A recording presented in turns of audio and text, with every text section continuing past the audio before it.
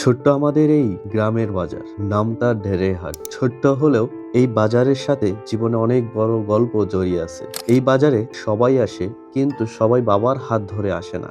আমি আর আসি না, কারণ আমার বাবা নেই। এই ঢেরেহাটেই বাবা প্রথম আমার হাত ধরে এনেছিলেন। আমি তখন খুব ছোট।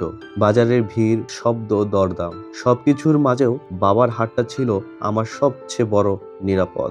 আজ ঢেরেহাট ঠিক আগের মতোই আছে, মানুষ চেনা, মুখ পরিচিত, কিন্তু ভিড়ের মধ্যেও আমার পাশে আর কেউ নেই। হাত ধরে হাঁটে না, কারণ আমার বাবা নেই। এই হাটেই দেখি অনেকে এখনো বাবার হাত ধরে আসে। বাবা দরদাম করে, ছেলে চুপচাপ পাশে দাঁড়িয়ে। দৃশ্যটা সুন্দর, আর ঠিক তখনই আমার বুকের ভেতরটা নীরবে ভারী হয়ে যায়।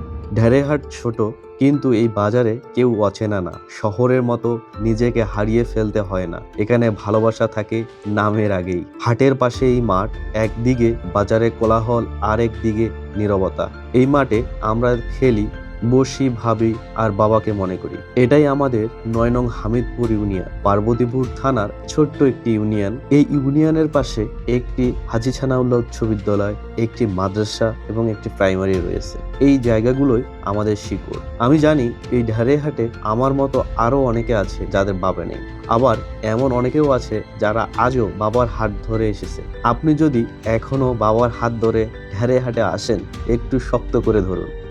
আর যদি আমার মতো হন, এই হাট, এই মাঠ, এই স্মৃতিগুলোকে আগলে রাখুন। কারণ বাবারা চলে যায়, কিন্তু ঢেরেহাটের স্মৃতিগুলো থেকে যায়। ঢেরেহাট কি আপনার জীবনেও কোনো না কোনো স্মৃতি রেখে গেছে? ঢেরেহাট ছোট একটা বাজার, বড় কিছু স্মৃতি।